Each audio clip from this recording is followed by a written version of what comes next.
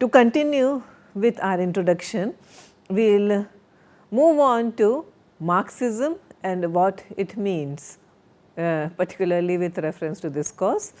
So, Marxist criticism in its diverse forms grounds its theory and practice on the economic and cultural theory of Karl Marx and Friedrich Engels. Marxist theory especially states that the evolving history of humankind, of its social groupings and relations, of its institutions and of its ways of thinking are largely determined by the changing modes of its material production or its overall economic organization for producing and distributing material goods.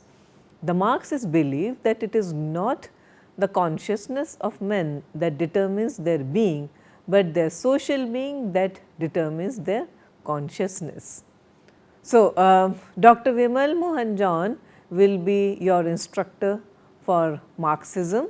He will explain the construct and concepts of Marx, key concepts related to the Marxist theory, especially dialectical materialism, economic determinism.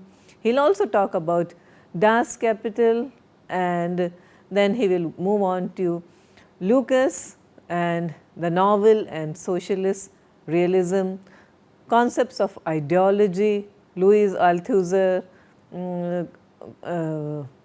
Antonio Gramsci, and his concept of and his theory of hegemony. You will also be introduced to the Frankfurt School, especially that is related to Theodor Adorno and Walter Benjamin. As you all know, the Frankfurt School of German Marxists, and the major names associated with this theory are Sigmund Freud and Carl Jung. So, Sigmund Freud's writings on the unconscious mind were a defining moment for art and literature. The interpretation of dreams dealt with psychological complexity and the ideas of the fragmentation of the self. In dream work, the author describes how dream content or images of dream are in reality the codes of latent dream content or dream thoughts.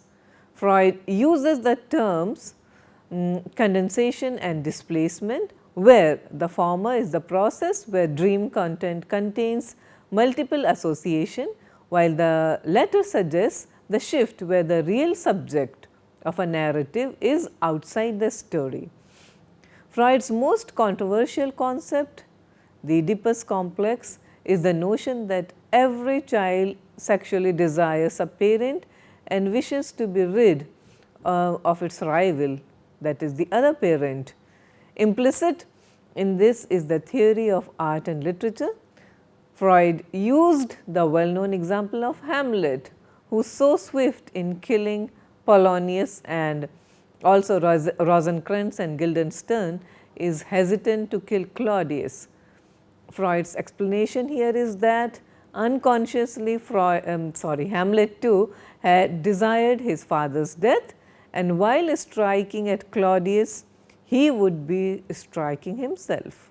Controversial theory, but nevertheless something that has influenced literature in a very major way.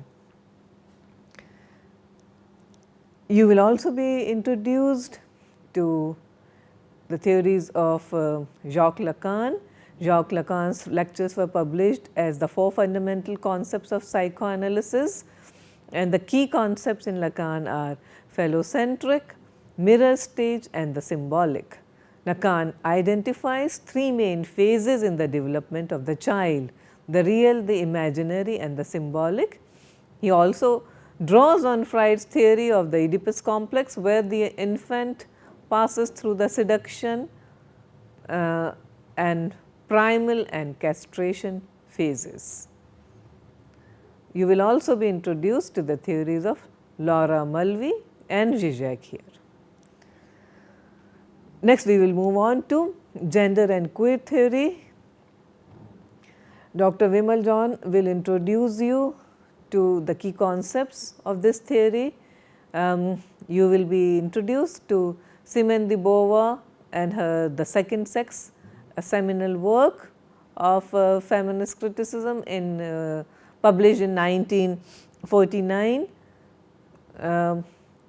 Many of Beauvoir's ideas, you must know this, such as the right to abortion and use of contraception for women, were elaborated later on by Kate Millett in her Sexual Politics.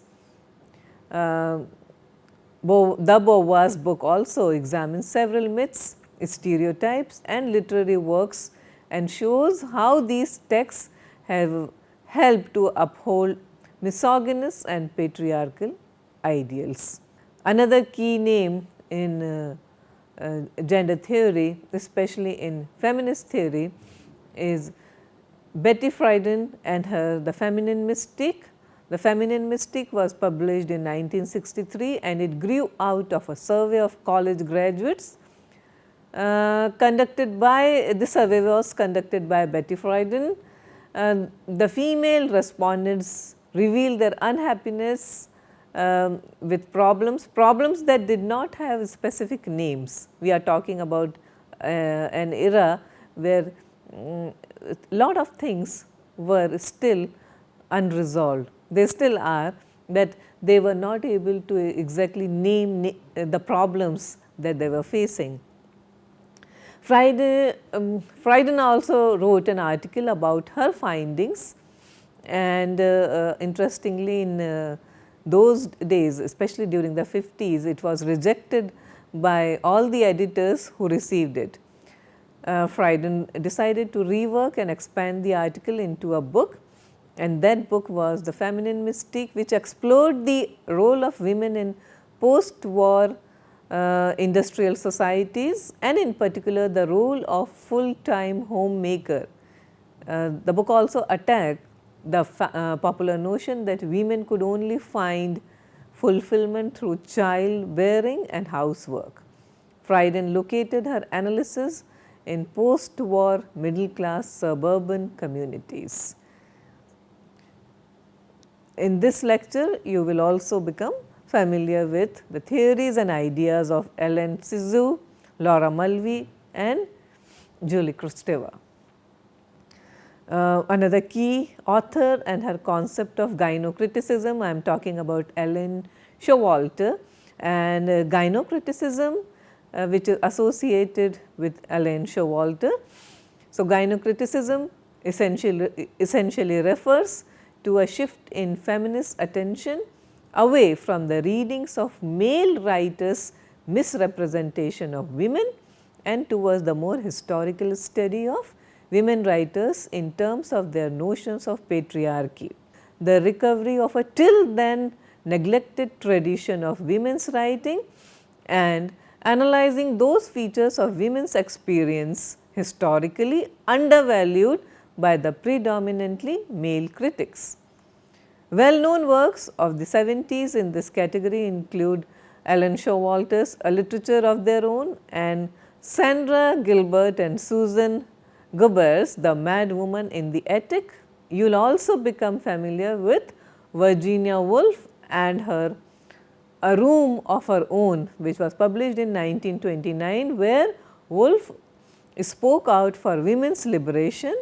In the first part of the book, Woolf's narrator visits Oxbridge, a fictional university college, and as she walks around the grounds contemplating the relations between women and fiction, she is brusquely shooed off the grass by the college beadle, since only male scholars are permitted on the lawn. Having lost her train of thought, the narrator subsequently decides to visit the library. Upon opening the door, however, she is asked to leave by the librarian, who insists that women cannot enter unaccompanied. Woolf's ideas are very accessible, and the point she tries to make is very simple. That is, if a woman is to write, she needs a stable income and a private room. And at this level, she anticipates French feminists' discussion of écriture féminine, female writing, écriture féminine. Another influential work of this theory is by Sandra Gilbert and Susan Gerber and their The Mad Woman in the Attic, which was published in 1979. So, this work alludes to Charlotte Bronte's Jane Eyre, which was published in 1847, and also to its hero Mr. Rochester, who has a so called mad wife locked up in the attic. Those of you who have read the novel, you know we are talking about Bertha. So, for Gilbert and Gerber, Bertha Rochester is an embodiment of two characters. She is the oppressed woman of history who was declared mad when she rebelled. At another level, Bertha is also the raging protest that Jane has been suppressing like a man, all her life rendering her a eunuch, at least symbolically. Gilbert and Gerber's work has far-reaching implications because it privileges women academicians to reread works by and on women. The post-structuralist feminist attention to language and materiality, which has given rise to a renewed concern for the maternal, has also provoked an extended debate over the meanings of gender and sexual difference.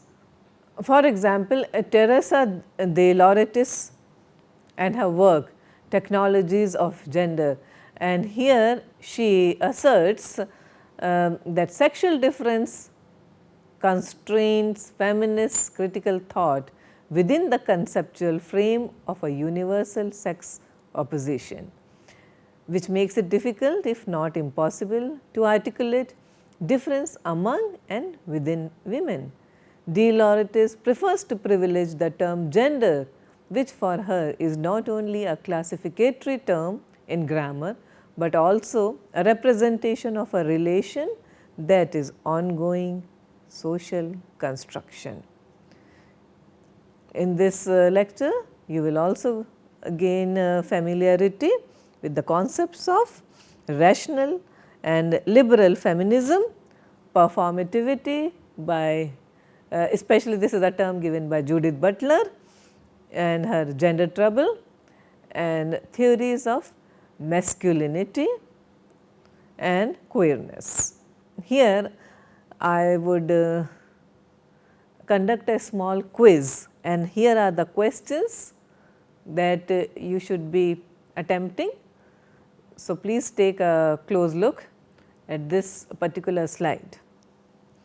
Question 1, define irony. Question 2, give an example of allegory. Question 3, who are the critics associated with the Frankfurt School? Who is the author of Renaissance self-fashioning from Moore to Shakespeare?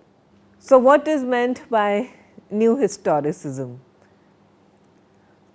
Well, to have something like new historicism, we have to have historicism as well. So, therefore, here I have written on the board historicism and new historicism. Now, new historicism is a general term given to a wide variety of theories and methodologies that are historicist in origin.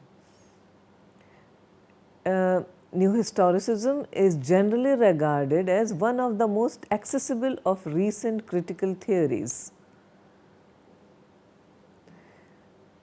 One key influence on new historicism is Nietzsche's, Friedrich Nietzsche's, the German thinker Nietzsche, his work on the uses and disadvantages of history for life. You can make a note of it, on the uses and disadvantages of history for life, where he urges us to employ the strength to break up and dissolve a part of the past. Now, these are heavy ideas, and I would suggest that you please take a look at Nietzsche's work, which is freely available on the internet. So, you can take a look at it on the uses and disadvantages of history for life. It will take perhaps multiple readings for you to understand the gist of what he is trying to do, but there are plenty of resources available which explain the gist of the essay and gist of that particular writing, and you should be able to understand and apply it to historicism and the concepts of new historicism. Now, new historicism also has Marxist leanings and is also informed by certain aspects of post-structuralism. So, post-structuralism is another theory that we will be looking at in this course. The new historicists tend to question labels and titles. Okay, they do not take things at the face value. They constantly interrogate the relationship between history and literature rather than making blanket assertions. New historicism is associated with research being conducted in two periods. This is particularly true in the research that is being conducted in the English speaking world. So, they focus their attention on the Renaissance and the Romantic period, and in the same vein, one of the most influential new historicist interpretation is to read Stephen Greenblatt's work on Shakespeare's The Tempest. I have already mentioned that how influential Stephen Greenblatt is for the entire theory of an entire discussion on the new historicism. So, here Greenblatt offers a subversive critique of imperialism and ennobles Caliban. Now, I am sure that you remember who Caliban was. He is one of those darker spirits that is enslaved by Shakespeare, by Prospero in The Tempest, and as opposed to Ariel, the so called good spirit. And Caliban's protest is that the island that is now ruled by Prospero originally belonged to him and his mother. So, that is Greenblatt's interpretation of the play, that how Caliban is the colonized and Prospero becomes the white colonizer. So, new historicism assumes that historical phenomena can be read like a text. These are important terms: textualities, histories, and these terms are very important in the entire theory of and entire discussion of new historicism. Now, this interest in theory, it owes much to the works of the anthropologist Clifford Geertz, for whom local knowledge is a readable cultural practice. So, local knowledge of a particular place, and he gives example of the Balinese cockfight, and he says that this kind of a cultural practice gives us a good introduction to local knowledge. Now, key figures and key personalities associated with new historicist theory: Jerome McGann, Marjorie Levinson, Marilyn Butler, and H. Aram Wieser. So, Dr. Vimal John, when he does this lecture with you, he is going to talk in detail about these figures. We will also be doing eco-criticism in this course, and Dr. Vimal Mohan John will be handling that area. What is eco-criticism? Now, we know what is ecology, and we also know what is ecofeminism, we know what is eco-friendliness. We come across these terms very often. So, eco-criticism as it now exists in the English speaking world, particularly in the USA, it takes literary bearings from three major 19th century American writers whose works celebrate nature and nature as the life force, the life giving force, and the wilderness as manifested in America. So, who are these writers? Ralph Waldo Emerson, Margaret Fuller, and Henry David Thoreau. Now, those who are interested in literature, particularly those who have a background in English literature, they would know these people as the transcendentalists, Emerson, Fuller, and Thoreau. So, they were the people who influenced the way studies of eco-criticism is done. So, we all know they were all members of a group of New England writers, essayists, and philosophers. Collectively, they were called the Transcendentalists. Transcendentalism was the first major literary movement in America to achieve cultural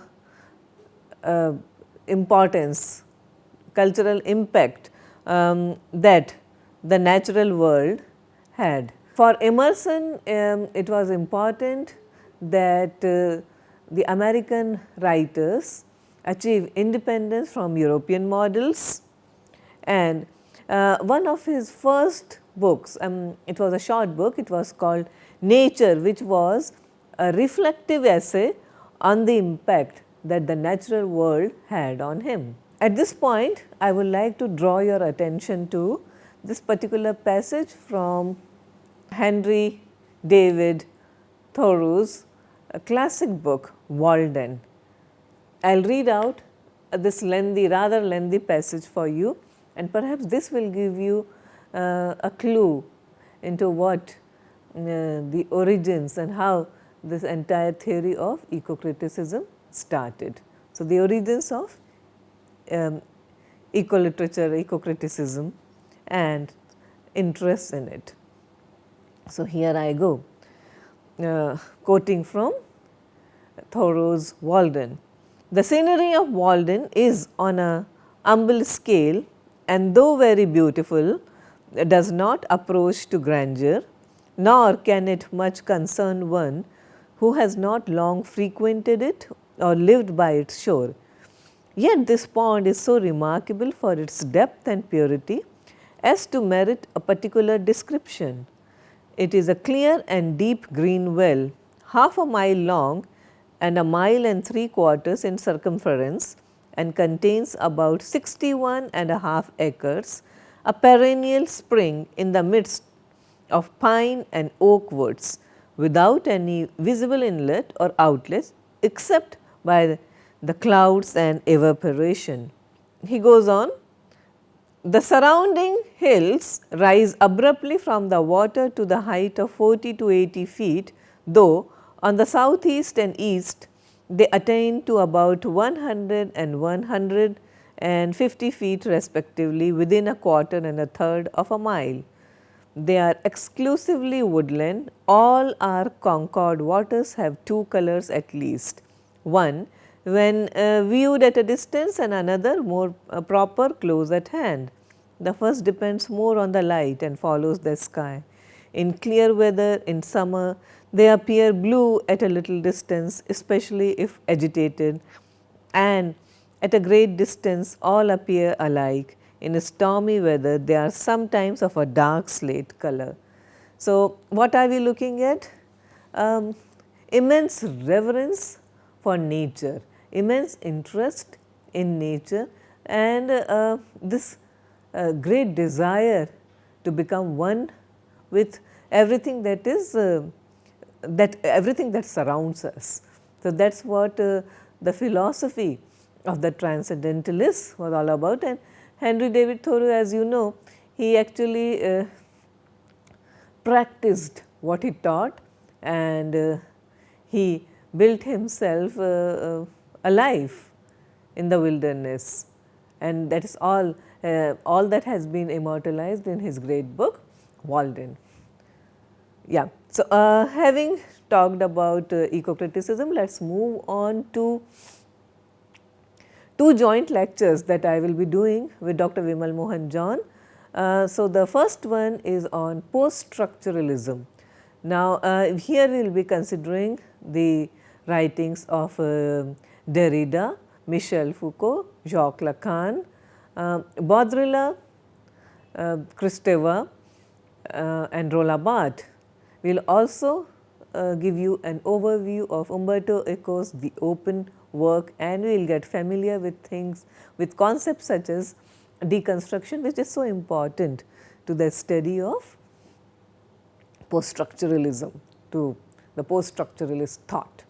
Now, what is post-structuralism? Let me give you a very quick overview and understanding of what is meant by this theory called post-structuralism. So, this theory posits that meaning is inherently unstable, whereas a structuralist would believe that an explanation is conceivable. Okay, so, that is the major difference. Post-structuralism believe that meaning for a text is inherently unstable, whereas structuralists believe that it is possible. So, the main aspect of post-structuralist theory used in literary practice is deconstruction. I have already told you this is a concept associated with Jacques Derrida, and another key figure of post-structuralism is Julia Kristeva. So, Kristeva in her great book La Révolution de langage poétique, she discusses the relationship between the ordinary and rational and the heterogeneous irrational, between the conscious and the unconscious, and the normal and the poetic. Okay. So, these are the writers we will be looking at. We will also get an understanding of Derrida's of grammatology, the concept of difference, and also understand the key ideas as given by Paul Damon and Hillis Miller. The next joint lecture is on post-colonialism. We will be introduced to the theories of Frantz Fanon, Edward Said, Gayatri Chakravarti Spivak, Homi Bhabha, Chinua Achebe. We will be getting familiar with the concepts of subaltern, liminality and hybridity. We will give you an overview of The Wretched of the Earth, that is Fanon's work, and Said's Orientalism. I suggest that you read the first opening pages from Edward Said's Orientalism. We will also acquire an understanding of Bill Ashcraft's The Empire Writes Back and what is meant by colonial mimicry. So, that is about it. The last chapter, the last lecture for this course would be post theory, and then we will have conclusion. So, I have just tried to give you an overview of what this course is going to entail, what we have got to offer you. We will be giving you regular assignments and quizzes, and we would like you to be very prompt in your submission of the assignments and quizzes online.